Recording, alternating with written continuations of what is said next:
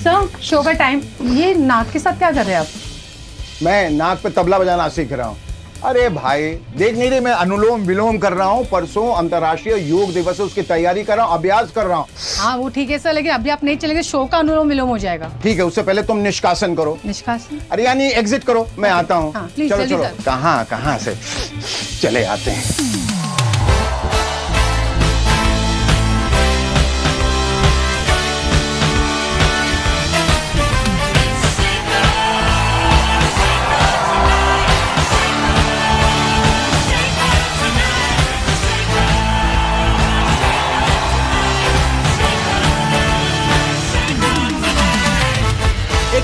जून को यानी परसों अंतर्राष्ट्रीय योग दिवस है, जिसे अभी भी कुछ अंग्रेजों के गुलाम, अंग्रेजों के पिट्ठू हिंदुस्तानी योगा डे कहते हैं। International yoga day. You see, I do a lot of yoga. It keeps me physically fit and mentally vigilant. You should also try yoga. Yes, indeed, I will, Mr. Goga.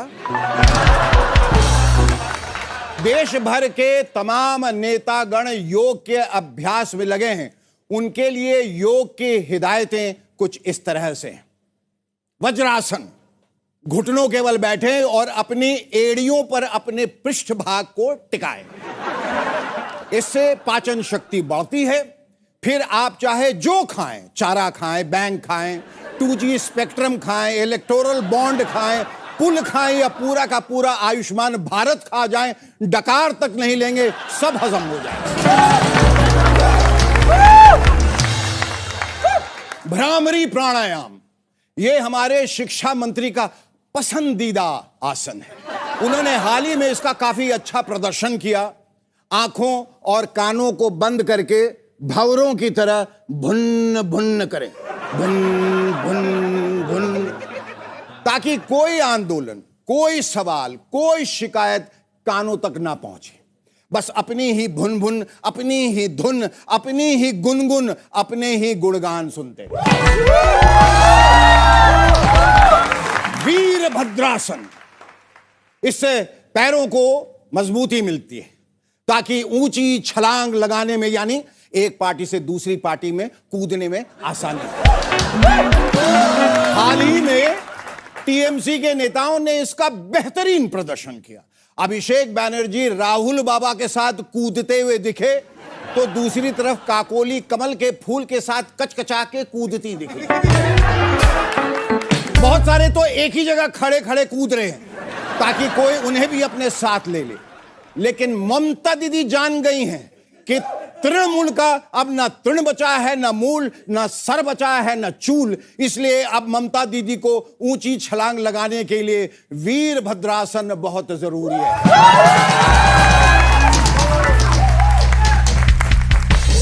चक्रासन, ये आसन रीढ़ की हड्डी के लचीलेपन को बढ़ाकर पूरे शरीर को मजबूत बनाता है। फिर आप सुबह शाम दिन रात यहां वहां जहां तहां किसी के भी आगे निर्लज्जता से झुक सकते हैं। पार्टी अध्यक्ष के आगे किसी पद के लिए, या फिर जनता के आगे वोटों के लिए। अनुलोम विलोम, एक नासिका से श्वास लें और दूसरी से छोड़ें। अनुलोम से ऑक्सीजन अंदर और विलोम से सारे टॉक्सिन्स, यानी लोगों की गालियां, बददुआएं, सारी नेगेटिविटी बाहर।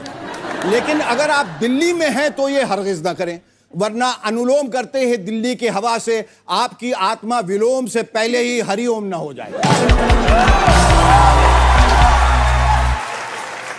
भुजंग आसन, पेट के बल लेट के अपने हथेलियों पे दबाव डालकर अपनी छाती और गर्दन को ऊपर आसमान की तरफ उठाएं। भुजंग यानी सांप की तरह।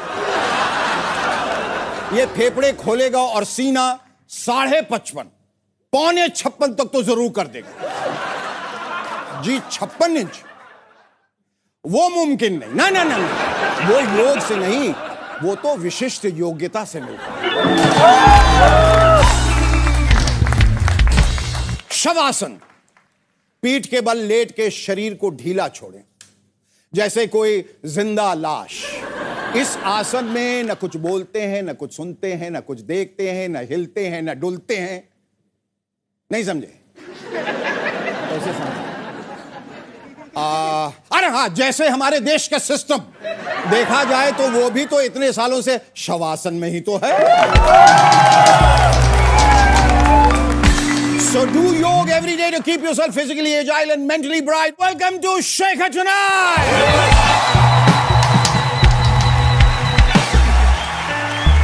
Ladies and gentlemen, our guest on Sheikha Tonight is singer and actor Gippy Grewal. But before that, please give a big round of applause to our yogic band, the Bandstand.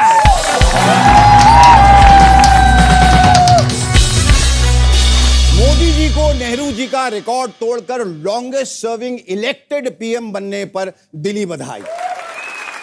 हर जगह लोग नेहरू जी और मोदी जी की तुलना करने में तुले हुए हैं। नेहरू जी गुलाब थे तो मोदी जी कमल हैं। नेहरू जी टोपी पहनते थे और मोदी जी नहीं पहनते।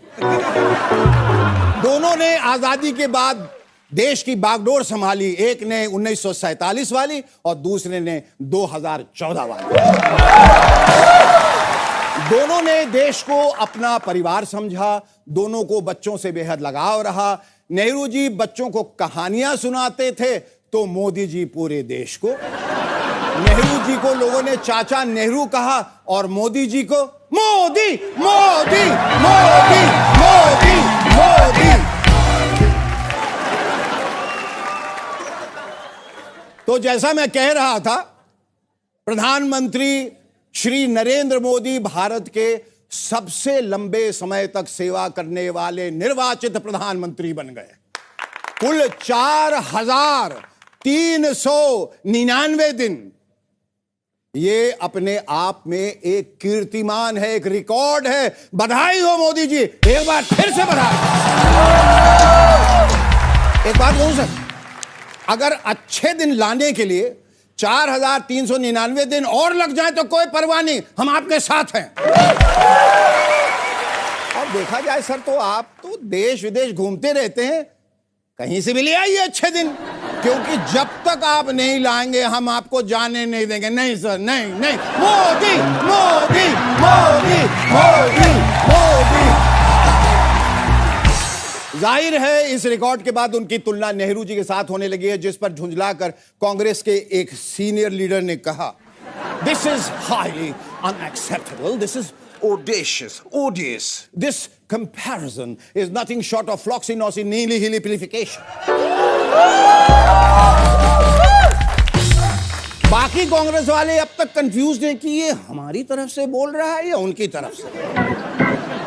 और रूलिंग पार्टी ये सोच के कंफ्यूज्ड है कि इसका विरोध करें या ना करें, क्या पता ये हमारे पक्ष में ही ना बोल रहा हो। खबर है कि सोनिया गांधी ने ममता बनर्जी को कांग्रेस ज्वाइन करने का प्रस्ताव दिया है। यह सुनकर मुझे राजनीति कम और भारतीय परिवार ज्यादा याद आया। हर परिवार में एक ऐसा सदस्य जरूर होता है जो गुस्से में घर छोड़ के चला जाता है, यह कह के कि अब इस घर में मेरी परछाई भी लौट कर नहीं आएगी। फिर अपना घर बनाता है, पहचान बनाता है, परिवार बनाता है और फिर उसके अपने घर में कोई समस्या आ जाती है भयंकर, और तभी अचानक 25 साल बाद बड़ी बुआ का फोन आता है, जो हुआ सो हुआ बेटा, इतना याद रखना मेरे घर के दरवाजे तुम्हारे लिए आज भी खुले। अरे वो तो ठीक है बुआ, लेकिन अपना दरवाजा बंद कर लो, वरना मेरे आने के चक्कर में तुम्हारे 2-4 न भाग जाएं। प्यार करती हूं ना तुमसे बुआ। अमीर वर्ग के अलावा हमारे देश में 2 वर्ग और हैं, मिडिल क्लास और गरीब। लेकिन सोचिए, अगर देश से मिडिल क्लास और गरीब हटा दें तो क्या सरकार की जरूरत है? क्योंकि सिर्फ अमीरों से सरकार नहीं बन सकती, लेकिन सरकार जिसे चाहे उसे अमीर जरूर बना सकती है। अगर देश से गरीब और मिडिल क्लास हटा दिए जाएं तो क्या नेता अमीरों के पास जाके कह पाएंगे कि आप अपना कीमती वोट हमें दे दें, हम आपका घर बनवा देंगे, आपके घर में शौचालय बनवा देंगे, राशन कार्ड बनवा देंगे? भाई, सरकार को अमीर आदमी सिर्फ और सिर्फ चंदे के लिए चाहिए, वोट के लिए नहीं। वोट के लिए तो बेचारी गरीब जनता ही सरकार की पहली पसंद है। सरकार को वोट के लिए ऐसे गरीब लोग चाहिए जो नेता के सामने हाथ जोड़कर कहें, आप ही हमारे माई बाप है मालिक। सही है, क्योंकि अमीर के सामने तो सरकार खुद हाथ जोड़ के कहती है, आप ही तो हमारे माई बाप है मालिक।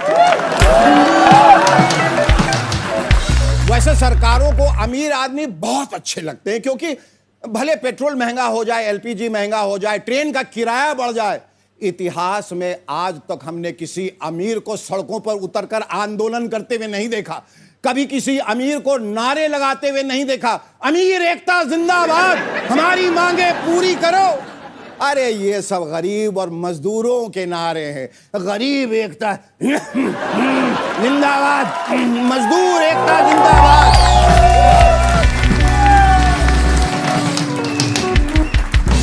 केंद्र में बीजेपी ने 12 साल पूरे कर लिए हैं। इस पर केंद्रीय मंत्री किरण रिजिजू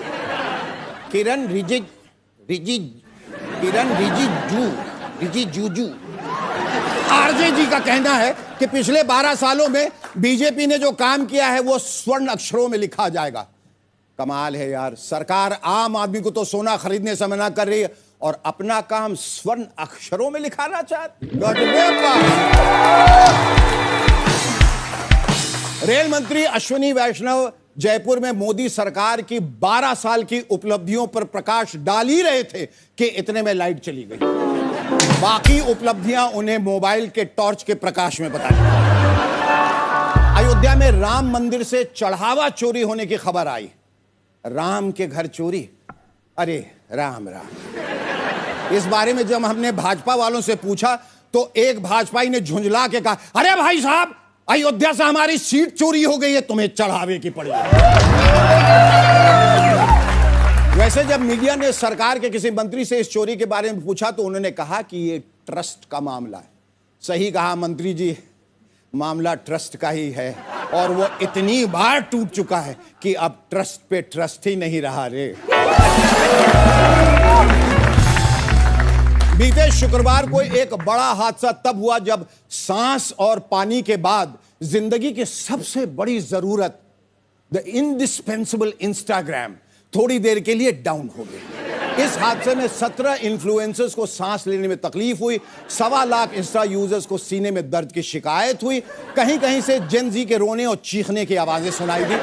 एक्सपर्ट्स मौकाए वारदात पे पहुंचे। रेस्क्यू ऑपरेशन के दौरान कई यूजर्स को नजदीकी फेसबुक और एक्स अकाउंट पर शिफ्ट कर उन्हें फर्स्ट एड दिया गया। घटना के कुछ ही समय बाद स्थिति पर पूरी तरह से काबू पा लिया गया और इंस्टा दोबारा अप हो गया। आखिरी सूचना मिलने तक सभी ई पेशेंट्स वापस अपने अपने अकाउंट पर लौट चुके थे। सोशल मीडिया डॉक्टर्स का कहना है कि अगर थोड़ी देर और हो जाती तो यह एक बड़े पैंडेमिक का रूप ले सकता था, जिसका वैक्सीन आज तक नहीं बना। कॉकरोच जनता पार्टी की सफलता से मोटिवेटेड होकर अब पूर्व सुप्रीम कोर्ट जज मार्कंडे काटजू जी ने भी एक नई पार्टी बनाई है, इश्क करो पार्टी। शर्म करो देश के नौजवानों, इश्क करने की उम्र में तुम आंदोलन में लग गए और उधर 80 साल के काटजू साहब को इश्क का भार उठाना पड़ रहा है अकेले। इस चक्कर में ना तो देश में आंदोलन ठीक से हो पा रहा है, ना ही इश्क। And this one is a cracker. While we were eagerly waiting for Amir Khan's Lagan 2, he has gone ahead and surprised us all with Lagan 3. Ladies and gentlemen, our guest on Shaker tonight is an accomplished actor, singer, and a producer, all rolled into one. Please put your hands together for the peppy Paji, all the way from Punjab via Canada, Gippy Garwa!